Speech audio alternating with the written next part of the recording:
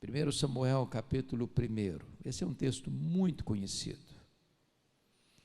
Abra sua Bíblia, por favor, ou ligue o seu smartphone, ou não sei se vai ser projetado. Se for projetado algum texto, eu estou lendo a versão ARA, vai ser projetado sim. Se você tiver a revista atualizada, veja se consiga aí. Se não tiver, não tem problema. Mas se tiver, é bom que combina aqui com a minha. Vamos ler a partir do verso 1. 1 Samuel capítulo 1, a partir do verso 1. Houve um homem de Ramataim Zofim, da região montanhosa de Efraim, cujo nome era Eucana, filho de Jeroão, filho de Eliú, filho de Tuu, filho de Zufi, efraimita. Tinha ele 2 mulheres, uma se chamava Ana e a outra Penina. Penina tinha filhos, Ana, porém, não os tinha. Este homem subia de sua cidade de ano em ano a adorar e a sacrificar ao Senhor dos Exércitos em Siló. Estavam ali os 2 filhos de Eli, Rofini e Finéias, como sacerdotes do Senhor. No dia em que Eucana oferecia o seu sacrifício, dava ele porções deste a Penina, sua mulher, e a todos os seus filhos e filhas. A Ana, porém, dava porção dupla, porque ele a amava, ainda mesmo que o Senhor a houvesse deixado estéril. A sua rival a provocava excessivamente para irritar, porquanto o Senhor lhe havia cerrado a madre. E assim o fazia ele de ano em ano. E todas as vezes que Ana subia à casa do Senhor, a outra irritava, pelo que chorava e não comia. Então Eucana, seu marido, lhe disse: Ana, por que choras? E por que não comes? E por que estás de coração triste? Não te sou eu melhor do que 10 filhos? Após terem comido e bebido em Siló, estando Eli, o sacerdote, assentado numa cadeira, junto a um pilar do templo do Senhor, levantou-se Ana e com amargura de alma orou ao Senhor, e chorou abundantemente e fez um voto dizendo: Senhor dos exércitos, se benignamente atentares para a aflição da tua serva, e de mim te lembrares, e da tua serva te não esqueceres, e lhe deres um filho varão, ao Senhor o darei por todos os dias da sua vida, e sobre a sua cabeça não passará navalha. Demorando-se ela no orar perante o Senhor, passou Eli a observar-lhe o movimento dos lábios, porquanto Ana só no coração falava.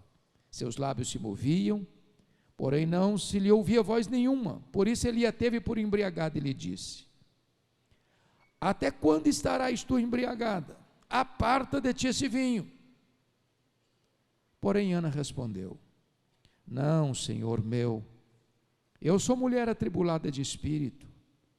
Não bebi nem vinho, nem bebida forte, porém venho derramando a minha alma perante o Senhor.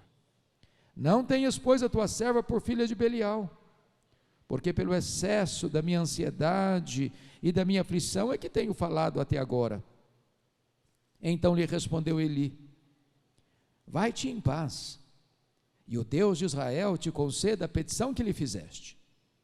E disse ela: Acha a tua serva mercê diante de ti. Assim a mulher se foi seu caminho e comeu, e o seu semblante já não era triste. Levantaram-se de madrugada e adoraram perante o Senhor, e voltaram, e chegaram à sua casa a Ramá. Eucana coabitou com Ana, sua mulher, e lembrando-se dela o Senhor, ela concebeu. E passado o devido tempo, teve um filho, a que chamou Samuel, pois dizia: Do Senhor o pedi.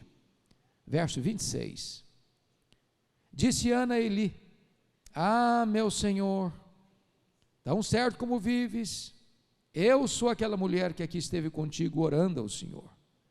Por este menino orava eu, e o Senhor me concedeu a petição que eu lhe fizera. Pelo que também o trago como devolvida ao Senhor, por todos os dias que viver, pois do Senhor o pedi. E eles adoraram ali ao Senhor. Amém.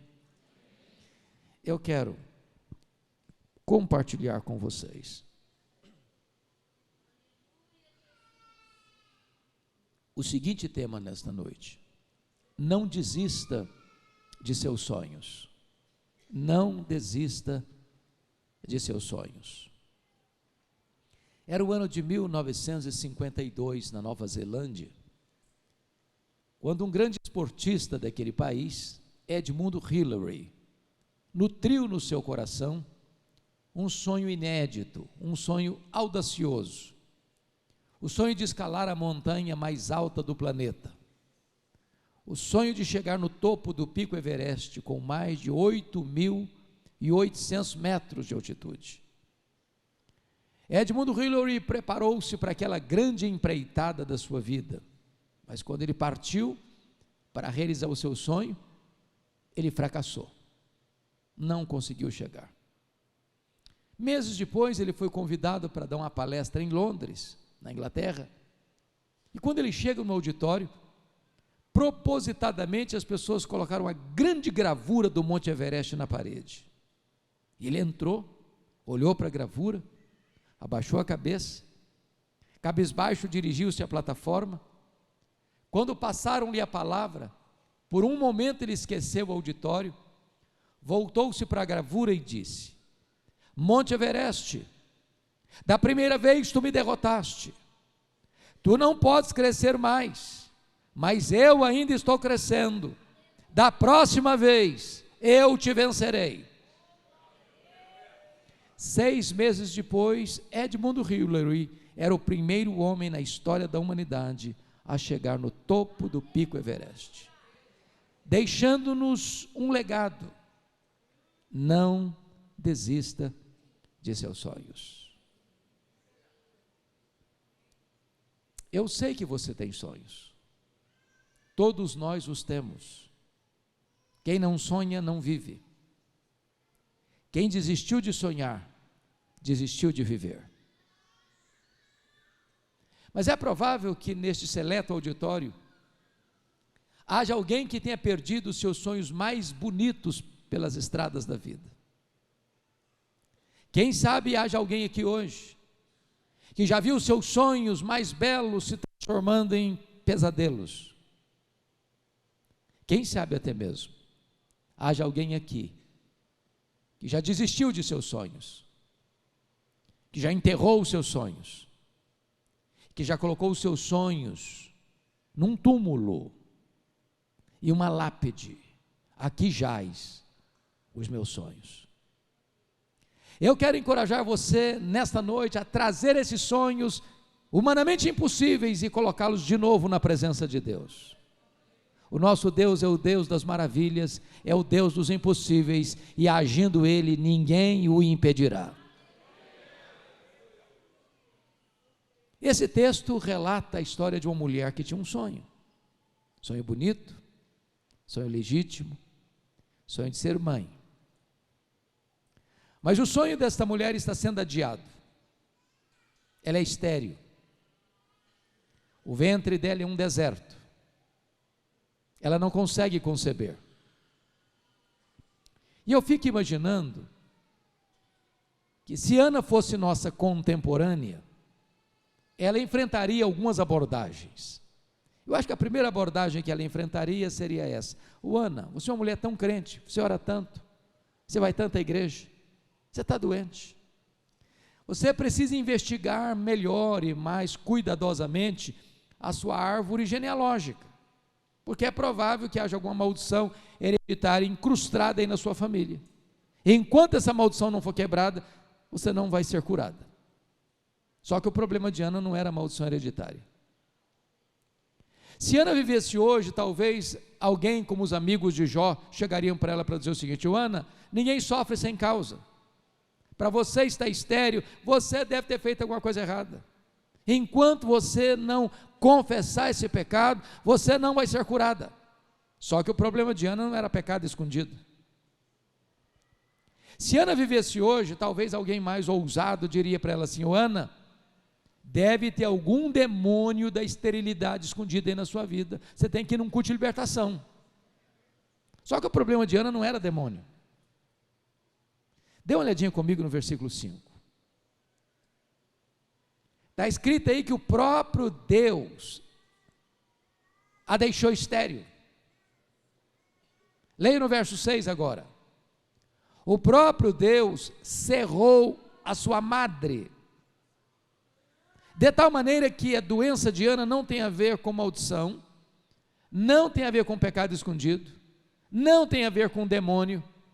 A doença de Ana tem a ver com Deus. Bom, você pode dizer, bom, então não estou entendendo nada, porque se Deus é bom e Deus é, se Deus tem o melhor para nós, Ele tem, como é que Deus adia os nossos sonhos e os nossos sonhos mais legítimos? Pois é sobre isso que eu quero partilhar com você nesta noite. Em primeiro lugar, Deus adia os nossos sonhos para nos ensinar a verdade que o Deus das bênçãos é melhor do que as bênçãos de Deus. A maior necessidade sua e minha não é da bênção, é do abençoador. Não é de coisas, é de Deus. Nós poderíamos ter todas as dádivas de Deus, se nos faltar Deus, falta-nos tudo. Deus colocou a eternidade no nosso coração, e tudo aquilo que é terreno, material, temporal, não preenche o vazio do nosso coração. Às vezes nós estamos buscando avidamente algo, e colocando Deus na lateral. A maior necessidade de Ana não era de um filho, era de colocar Deus no topo da sua agenda e do seu coração. Nós estamos vivendo uma geração que pouco a pouco deslocou o evangelho do cristocentrismo para o antropocentrismo. Parece-nos que não é mais a vontade de Deus que deva ser feita na terra, mas a vontade do homem que tem que prevalecer no céu. Mas eu preciso lhe dizer que o homem não é o centro do universo, Deus é. E nós devemos buscar em primeiro lugar o reino de Deus e a sua justiça, e então as demais coisas nos serão acrescentadas. Porque os sonhos de Ana foram adiados, ela começa a buscar a Deus como nunca buscara outrora. E então Deus passou a ser o primeiro lugar na sua vida. Segundo lugar, sabe por que Deus adia os nossos sonhos? Deus adia os nossos sonhos para nos ensinar a verdade que tudo que temos, tudo que somos, veio de Deus, é de Deus e deve ser consagrado de volta para Deus. Ana disse para Eli, por este menino orava eu, pelo que o trago como devolvido ao Senhor por todos os dias da sua vida. Se Ana não tivesse entendido isso, ela teria feito de Samuel um ídolo. A vida dela estaria gravitando ao redor de Samuel. Enquanto Ana queria ser mãe, e queria ter um filho, e queria ter um filho, e queria ter um filho, o sonho dela foi sendo adiado. No dia que ela disse, meu Deus, se tu me deres um filho, eu o devolvo para ti, eu o consagro para ti, então Deus atendeu o desejo dela e ela foi mãe. Meus amados irmãos, isso é tão importante, porque às vezes nós pedimos para Deus uma bênção, e Deus nola concede, porque Ele é abençoador. E aí a gente fica tão agarrado à bênção, que se esquece do abençoador, e substitui o abençoador pela bênção. Por exemplo, nós pedimos para Deus prosperidade, e Deus dá prosperidade. A bênção do Senhor enriquece, e com ela não tem desgosto. É Deus quem fortalece as nossas mãos para adquirirmos riquezas. Riquezas e glórias vêm de ti, diz a Bíblia. Aí a pessoa começa a prosperar financeiramente. É mais um apartamento, é mais uma casa, é mais um terreno, é mais uma fazenda, é mais um carro, é mais um item no imposto de renda. Aí a pessoa não tem mais tempo para Deus. Não dá para ir num culto de semana mais, não dá para ir num grupo familiar mais, não dá para ir numa vigília de oração mais, no domingo não dá para ir, porque um dia está na casa de praia, outro dia está na casa da montanha, ele está cuidando das bênçãos e se esquece do abençoador. Transformou a bênção num ídolo.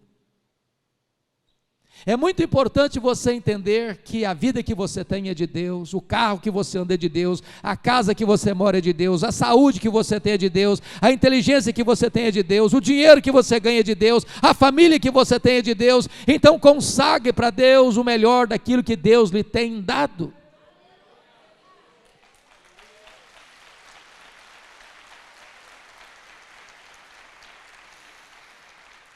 Mas em terceiro lugar, sabe por que Deus adia os nossos sonhos? Deus adia os nossos sonhos porque os planos de Deus são maiores e melhores do que os nossos melhores sonhos. Qual era o sonho de Ana? Era apenas ser mãe. Qual era o projeto de Deus para Ana? Que ela fosse mãe do maior profeta, do maior sacerdote, do maior juiz de Israel, do homem que haveria de trazer de volta a nação apóstata para a presença de Deus. Às vezes Deus não atende os seus sonhos, sabe por quê? Deus está olhando para você e diz: ah, meu filho, ah, minha filha, você está pedindo um pouco demais. Eu tenho coisa melhor para você. Estou preparando algo maior para você. A Bíblia diz que não há Deus como o nosso, que trabalha para aqueles que nele esperam. Como diz Cassiane na música dela, quando Deus fica em silêncio, Ele está trabalhando. Deus não está longe, nem indiferente. Ele está preparando algo maior e melhor para nós. Então não fique impaciente se o pedido não está sendo atendido do jeito que você quer, no tempo que você quer. Você não enxerga na curva, você não enxerga no escuro, você não enxerga lá o final da linha. Deus está trabalhando, preparando algo maior e melhor para você, porque você e eu cremos que todas as coisas cooperam para o bem daqueles que amam a Deus, daqueles que são chamados segundo o seu propósito. O Senhor Jesus nos ensinou a orar. E ao ensinar-nos a orar, ensinou-nos assim: pedi e dar-se-vos-á, buscai e achareis, batei e abrir-se-vos-á, porque todo o que pede, recebe, todo o que busca, encontra, todo o que bate, abrir-se-lhe-á. Isso foi o que ele ensinou. Às vezes nós entendemos o contrário, às vezes nós entendemos assim: todo o que pede, recebe o que pede. Não, isso não está na Bíblia, isso Jesus nunca ensinou. Ele não ensinou que todo o que pede recebe o que pede. Ele ensinou que todo o que pede recebe. Ai de nós se estivesse na Bíblia assim: todo o que pede recebe o que pede. A Bíblia diz que nós não sabemos pedir como convém. Às vezes nós pedimos para Deus uma cobra, pensando que estamos pedindo um peixe. Às vezes pedimos para Deus uma pedra, pensando que estamos pedindo um pão. Às vezes pedimos para Deus que vai nos destruir, pensando que estamos pedindo que vai nos dar vida. Deus é tão bom com você e comigo que Ele não dá tudo que a gente pede. Ele dá o que nós precisamos, Ele dá o melhor, Ele dá o excelente. Porque os planos de Deus são mais elevados que os nossos planos, porque os caminhos de Deus são mais elevados que os nossos caminhos, porque os pensamentos de Deus são mais altos que os nossos pensamentos. Quando José pediu para sair da prisão no Egito, ele era inocente, pediu ao copeiro do faraó para lembrar-se dele, e o copeiro esqueceu-se dele, e ele ficou mais 2 anos mofando na cadeia. E você pode perguntar: onde está Deus, que deixa um filho seu inocente padecer numa prisão? Por que Deus não tirou José da prisão quando ele queria sair da prisão? Se José tivesse saído da prisão quando ele pediu para sair, o máximo que ele teria sido era um bom lavador de copos no palácio de Faraó. Naqueles 2 anos, Deus estava construindo a rampa do palácio, para ele sair da cadeia e ser governador do Egito. O tempo de Deus não é o nosso, os caminhos de Deus são mais altos que os nossos. Então Deus adia os nossos sonhos, porque os planos dele são maiores e melhores do que os nossos melhores sonhos. Quarto lugar, por que Deus adia os nossos sonhos? Deus adia os nossos sonhos porque Ele é Deus, livre e soberano, que faz todas as coisas conforme o conselho da sua vontade. Confira comigo aí o capítulo 2, versos 6 a 8, no cântico de Ana, o que ela vai dizer. Ela diz no verso 6: o Senhor é o que tira a vida e a dá, faz descer a sepultura e faz subir. O Senhor empobrece e enriquece, abaixa e também exalta. Levanta o pobre do pó e desde o monturo exalta o necessitado, para o fazer assentar-se entre príncipes. Meus irmãos, algumas pessoas, em nome de uma fé robusta, beiram a blasfêmia, quando chegam para Deus, com empáfia, petulantemente, e dizem assim: Deus, eu exijo. Deus, eu ordeno. Deus, eu decreto. Deus, eu proíbo. E ai de Deus se não atender. Até parece que essas pessoas estão assentadas num alto e sublime trono e Deus está assentado aos seus pés. Que tolice! O Deus a quem servimos é quem está assentado num alto e sublime trono. Ele tem as rédeas da história em suas mãos. Ele tem o controle do universo. Ele dirige a história. E Ele faz todas as coisas conforme o conselho da sua vontade. Ninguém pode pressionar Deus, ninguém pode colocar Deus contra a parede. Ele é livre e Ele é soberano. Ele age quando Ele quer, onde Ele quer, da forma com quem Ele quer, para o louvor da sua pra glória, e nem precisa pedir licença para nós. Agora tem um contraponto. Quando Deus age, ninguém pode impedir a mão de Deus de fazê-lo. Há algumas pessoas que dizem, não, o tempo dos milagres ficou lá na época dos profetas, dos apóstolos, hoje não acontece mais não. A Bíblia nos diz que o nosso Deus é o mesmo ontem, é o mesmo hoje, é o mesmo amanhã, é o mesmo sempre. Ele não se aposentou, Ele não está numa cadeira de balanço, Ele não vestiu um pijama, Ele é Deus, e Ele age, e ninguém pode impedir a sua mão de agir. E eu fico imaginando que Ana, como uma mulher crente que era muito bem instruída. E eu acredito que, por ser uma mulher instruída, ela deve ter buscado, na sua época, todos os recursos da medicina para tratar da sua saúde. Como toda mulher, sem exceção, gosta de andar com a bolsa a tiracolo, eu até acredito que a Ana devia ter os últimos exames da junta médica de Ramá naquela bolsa, dizendo para ela assim, não tem jeito. Não tem cura, para você não tem solução. Mas Ana acreditava outra coisa, se Deus quiser tem jeito. A última palavra não é da ciência, a última palavra não é da medicina. Por isso Ana orava, por isso Ana chorava, por isso Ana jejuava, por isso Ana insistia, porque ela acreditava uma coisa, se Deus quiser tem jeito. Pastor Odilon, um dia eu estava em Vitória, fui fazer uma visita no hospital, e quando eu chego no hospital,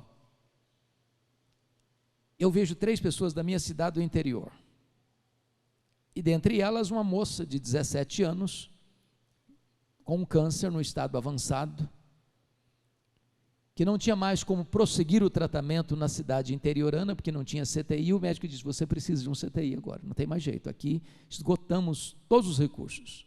Estava com metástases, situação difícil, complexa, e chegou naquele hospital, e eu, um amigo do diretor do hospital, fui conversar com ele, e ele disse, olha, hoje eu não posso receber ninguém, não tem vaga no CTI, eu não posso tirar um paciente para botar outro, não dá para receber.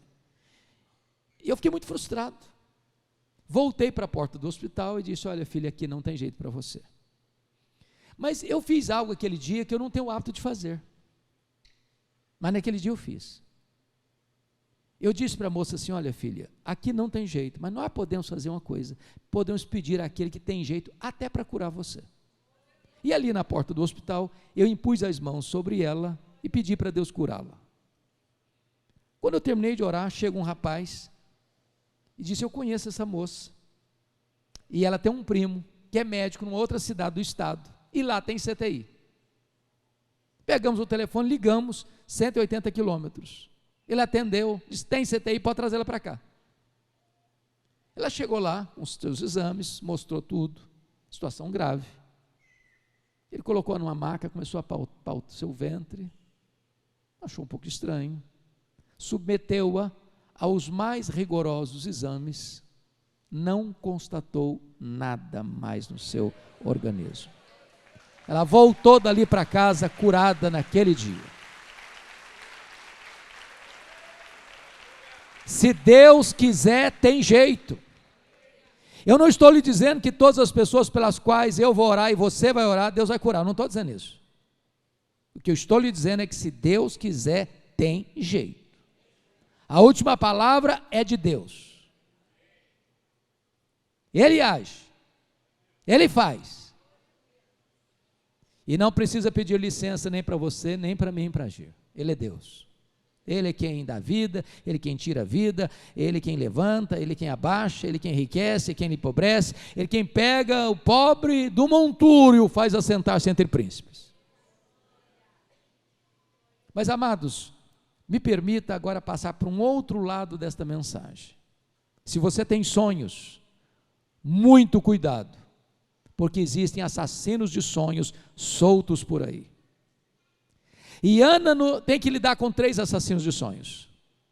A primeira pessoa que quis matar os sonhos de Ana foi a sua rival Penina.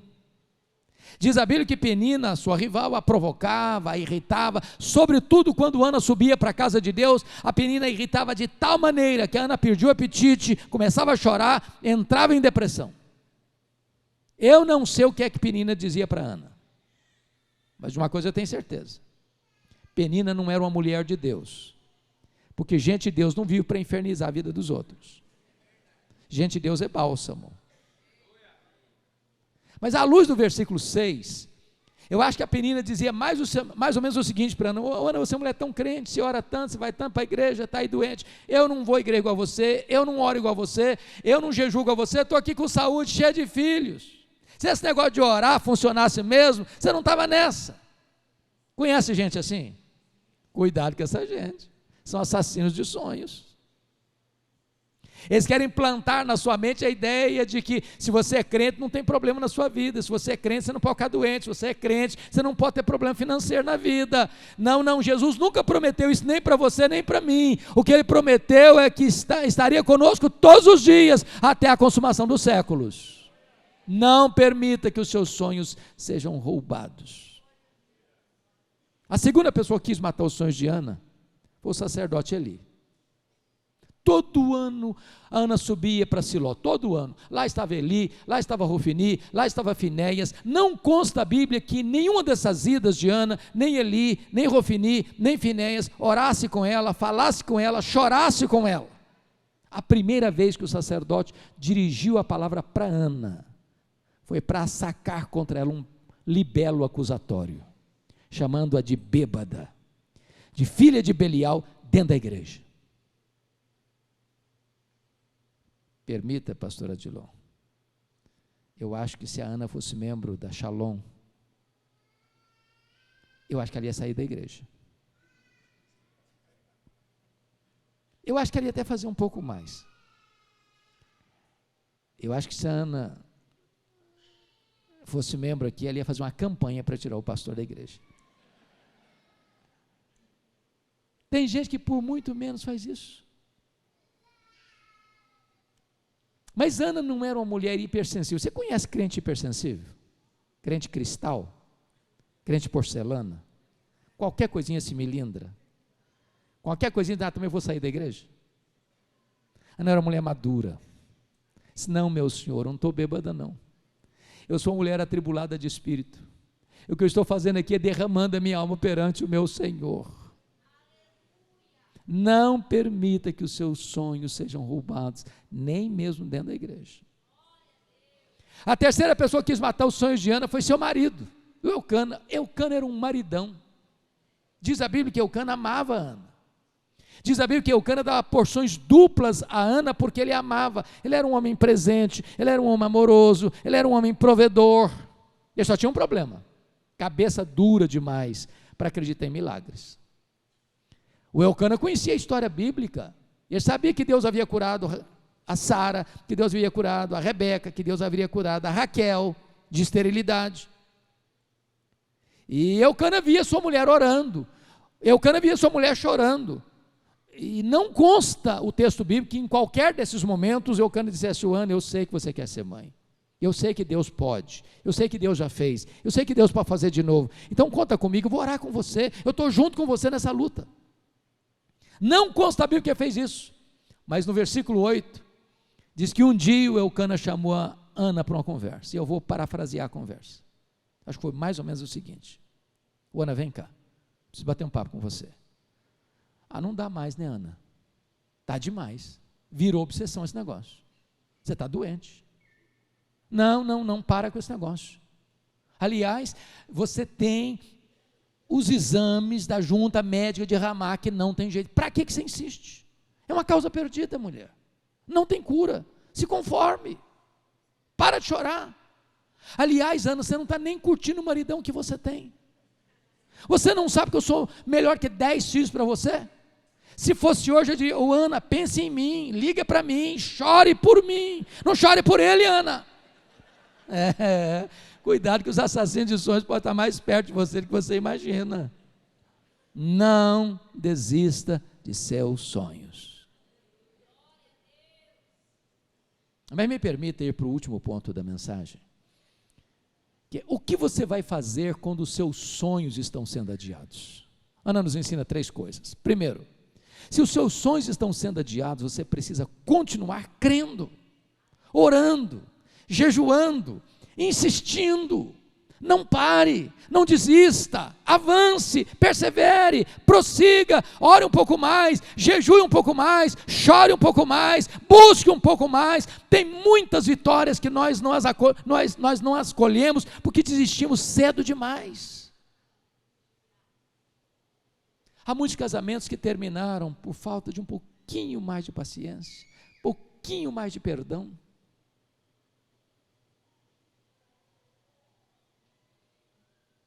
Continue crendo, continue insistindo, não desista não, lute pela sua vida, lute pelo seu casamento, lute pelos seus filhos, lute. Norman Vincent Peale era um pastor metodista, e ele escreveu o seu primeiro livro, O Poder do Pensamento Positivo. E todo escritor, quando começa, ele tem um problema para ir publicar o primeiro livro. As editoras nem olham o conteúdo, dão uma desculpa esfarrapada, e às vezes muitos desistem. Então ele escreveu o livro, bateu de porta em porta nas editoras, nenhuma editora se interessou pelo livro. Ele ficou tão triste, decepcionado, que chegou em casa, jogou os rascunhos no lixo e disse: no lixo vão ficar os meus sonhos de ser escritor. Dona Ruth, sua mulher, mais crente e mais otimista do que ele, como via de regra as mulheres são, pegou os rascunhos do lixo e disse para ele: eu creio nos seus sonhos e vou lutar por eles. Bateu de porta em porta outra vez em outras editoras, até que encontrou uma editora que interessou-se pelo livro. Resultado, esse livro já vendeu mais de 40 milhões de exemplares, um dos maiores best-sellers da literatura cristã de todos os tempos. Estava no lixo. Não desista. Na saga da política americana, há um homem que me impressiona muito, Franklin Delano Roosevelt. Esse homem estudou em Harvard, estudou em Columbia, entrou na política, fez uma carreira bonita, mas ele tinha um sonho. O sonho dele era ser presidente dos Estados Unidos da América. Aos 39 anos de idade, ele sofreu poliomielite e foi para uma cadeira de rodas, paraplégico. E alguém diz para ele assim: numa cadeira de rodas você nunca vai realizar o seu sonho de ser presidente dos Estados Unidos da América. Ele disse: eu nunca vou desistir. É o único homem até hoje na história americana que foi eleito e reeleito presidente dos Estados Unidos da América 4 vezes consecutivamente numa cadeira de rodas. Não desista de seus sonhos. A segunda coisa que Ana nos ensina, meus irmãos: se você quer ver seus sonhos realizados, aproprie-se das promessas da palavra de Deus. Veja o verso 17 comigo. Eli disse para ela: vai em paz para a tua casa, e o Deus de Israel te conceda a petição que lhe fizeste. Meus irmãos, eu sou pastor há 40 anos, e eu já vi muita gente derrotada, porque um dia escutou uma palavra atravessada, do pai, ou da mãe, ou do noivo, ou da noiva, ou do marido, da esposa, ou de um patrão, ou de um professor, e aquilo entrou enviesado, como seta envenenada, e a vida foi completamente atingida. É curioso que quando Eli disse para Ana, chamando-a de bêbada, essa palavra ela não hospedou no coração, ela não deixou aquilo azedar a alma dela. Se alguém falou uma palavra atravessada para você, não acolha essa palavra, não receba essa palavra, não hospede essa palavra. Mas de repente esse homem que falaram uma tolice, abre a boca agora, é um profeta de Deus, quando diz para ela, vai em paz para a tua casa, e o Deus de Israel te concede a petição que lhe fizeste. Essa palavra é boa, essa palavra vem de Deus, essa palavra ela acolheu, e essa palavra curou e libertou Ana. Ana teve duas curas distintas. Lá em Siló, quando ela apropriou-se da promessa, Deus curou a alma dela, Deus curou as emoções dela, a alegria voltou para o rosto dela, a depressão, a tristeza fugiu da vida dela, e ela teve a sua alma liberta e curada. Mas diz a Bíblia que ela desceu para Ramá, coabitou com seu marido, Deus se lembrou dela, e ela concebeu, e deu à luz a um filho, a quem pôs o nome de Samuel. Lá em Siló Deus curou a sua alma, lá em Ramá Deus curou o seu ventre, lá em Siló ela tomou posse da promessa, lá em Ramá o milagre o historificou na sua vida. Meu amado irmão, minha irmã, não escute os profetas do caos, não escute os arautos da incredulidade, não escute os embaixadores do pessimismo. Se você quer vencer, escute as promessas de Deus, porque Deus vela pela sua palavra em a cumprir. Nenhuma das promessas de Deus cai por terra, porque promessa de Deus e realidade são a mesma coisa. Mas finalmente, se os seus sonhos estão sendo adiados, volte às trincheiras da luta, volte a viver, volte a sorrir, volte a cantar, volte a crer. Eu acho isso maravilhoso, porque notem vocês que Ana queria ser mãe, mas ela vivia nos quartos escuros. Ela queria ser mãe, mas vivia chorando. Ela queria ser mãe, mas nem se relacionava com o marido. E aqui para nós, o homem não fica atraído por uma mulher que está com o rosto banhado de lágrimas. Ela voltou com um sorriso no rosto, ela voltou com um semblante alegre. E diz a Bíblia que então ela coabita com seu marido, e Deus se lembrou dela. E ela concebeu. Ela caminhou na direção do milagre. Deixa eu dizer uma coisa para você. Você e eu cremos que Deus é soberano. Nós não cremos em acaso, nós não cremos em sorte, nós não cremos em azar, nós não cremos em olho gordo, nós não cremos em determinismo, nós cremos que a mão de Deus dirige o nosso destino. Nós cremos que se nós estamos passando por uma luta, por um vale, por uma prova, por uma tempestade na vida, isso não pegou Deus de surpresa, Deus não está em apuros, Deus tem um plano, Deus tem um projeto na nossa história, meus irmãos. Ele não desperdiça sofrimento na vida de seus filhos. Então, se você está passando uma luta, saiba disso, Deus está no controle, Deus está trabalhando, Deus está agindo. Então volte a cantar, volte a sorrir, volte a crer, volte a viver. Há um autor que eu gosto de ler, muito embora não seja um autor cristão, Og Mandino. Se você nunca leu ainda, pelo menos o maior vendedor do mundo, de Og Mandino, vale a pena ler. E o que me impressiona em Og Mandino é que aos 35 anos de idade, ele estava falido, abandonado pela esposa, pela filha, bêbado, caído numa sarjeta, pensando em suicídio. 10 anos depois, Og Mandino estava no topo da fama mundial, escrevendo livros lidos e traduzidos no mundo inteiro, encorajando as pessoas a viverem com otimismo.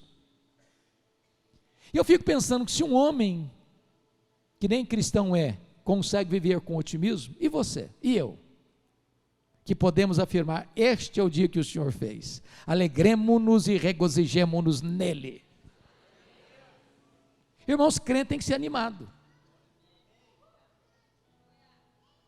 Mas no seu livro autobiográfico, Og Mandino dá um conselho muito interessante, pastor Dilon, para começar o dia animado. Então deixa eu fazer uma perguntinha aqui, qual é o principal jornal aqui de Curitiba? A Gazeta. Então o conselho de Og Mandino é o seguinte: você quer começar o seu dia animado? Faz o seguinte, bem de manhã, antes de começar o dia, antes de tomar o café, compre a Gazeta, abra a Gazeta.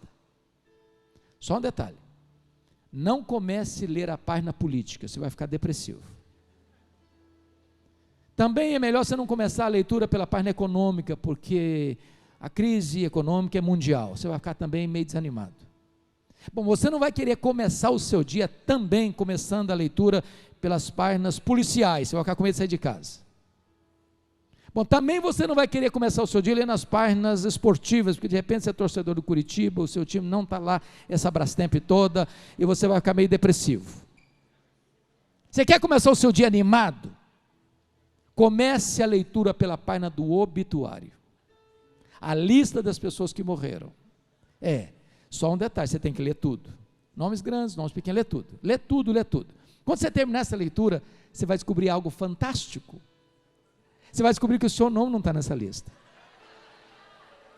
Você vai descobrir que as pessoas que estão nessa lista,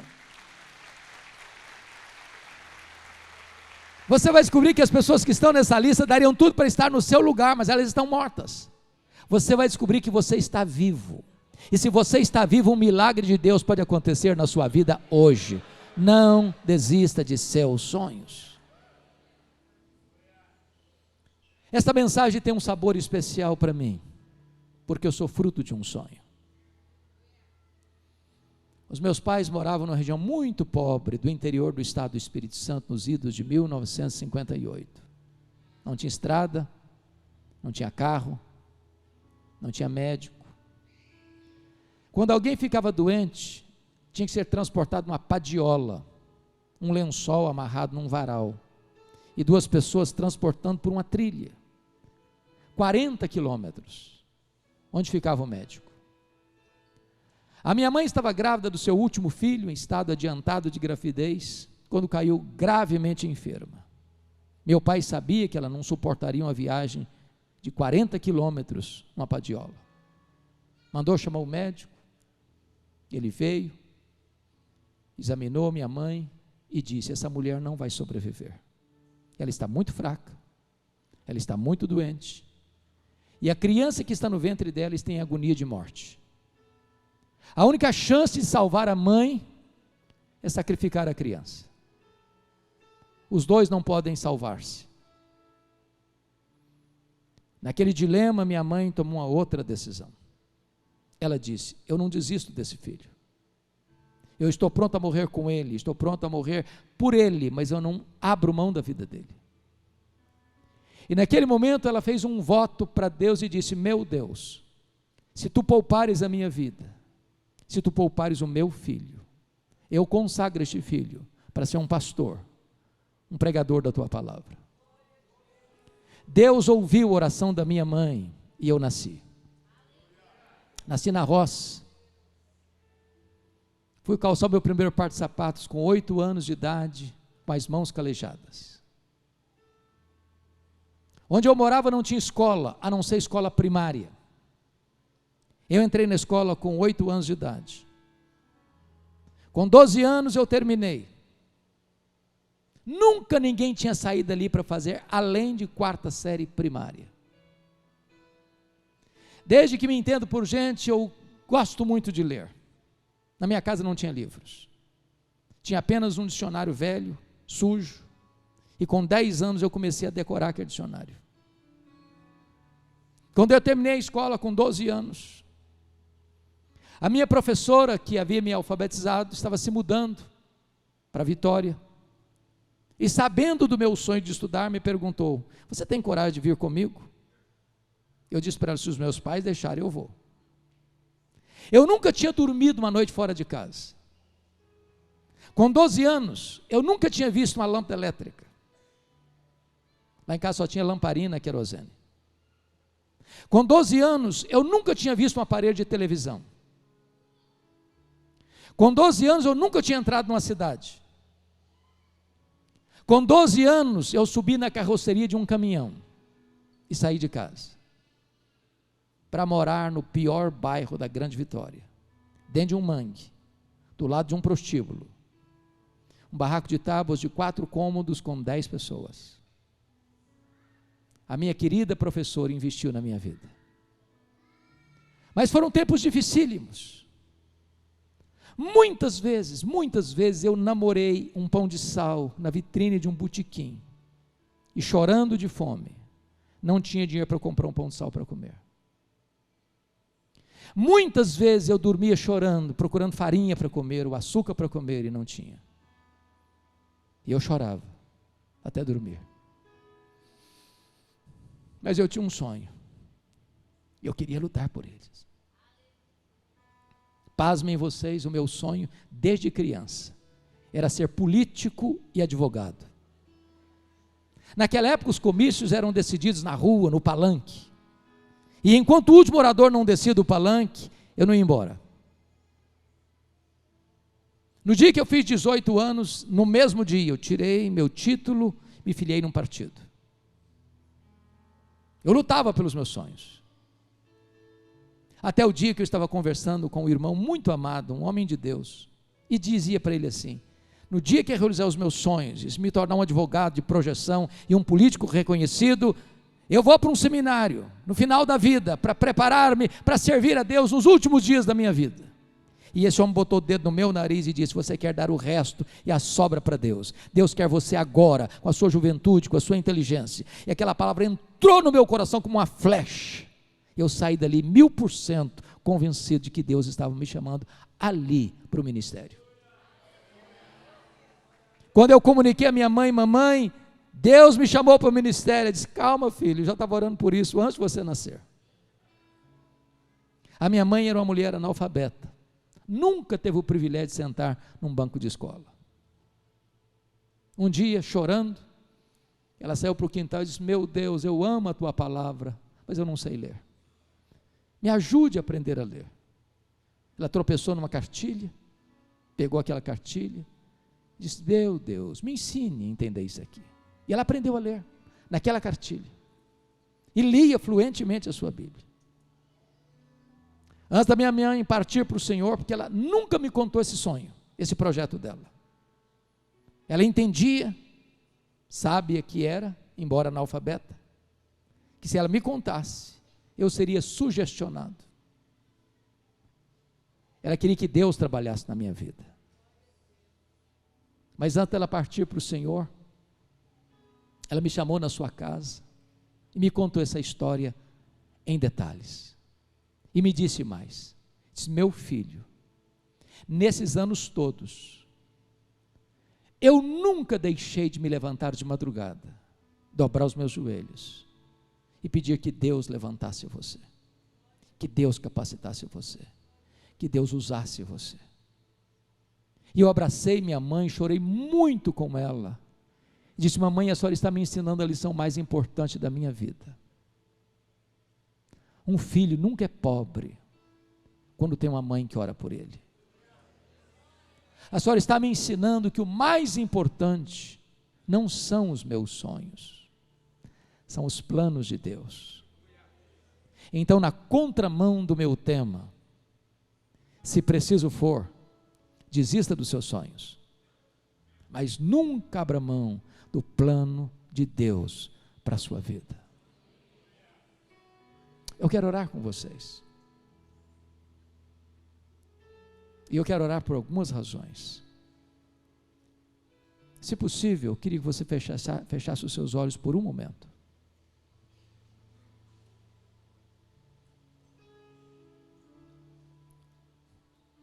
E a primeira causa pela qual eu quero orar, e eu já tenho visto muitos milagres de Deus nessa área. Se nós temos aqui nesse auditório alguma mulher que anseia ser mãe, que tem feito tratamento para engravidar e não tem conseguido, se esse é o seu caso, eu queria orar por você nesta noite. Se você é essa mulher, por favor, fique em pé onde você está. Eu quero orar com você nesta noite em nome de Jesus. Tem alguém aqui hoje que gostaria de ser mãe?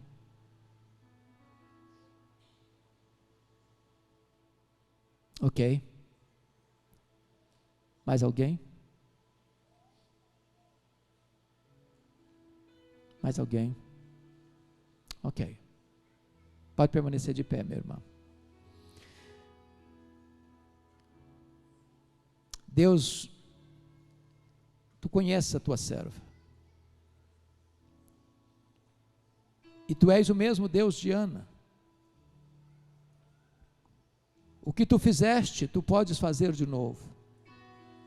E nós estamos aqui como teu povo, clamando, para que tu te manifestes à tua serva, que ela volte em paz para sua casa, e que no próximo ano nós tenhamos a alegria de ver esta irmã com um bebê no colo, para a glória do teu nome, para testemunho do Evangelho. Se tu quiseres, tu podes. Então nós a colocamos nas tuas mãos e oramos em nome de Jesus. Amém. Podem assentar. Eu gostaria de orar para você que hoje veio para cá e tem um sonho, humanamente impossível talvez.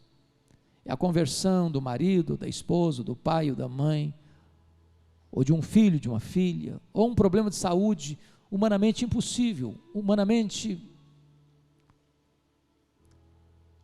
talvez até irreversível. Mas nós estamos na presença do Deus que pode todas as coisas. Se Ele quiser, Ele pode. Eu não sei qual é a causa que você traz, qual o sonho que você tem, mas se você quer colocar esta causa hoje na presença de Deus, fique em pé onde você está. Eu quero orar com você em nome de Jesus nesta noite.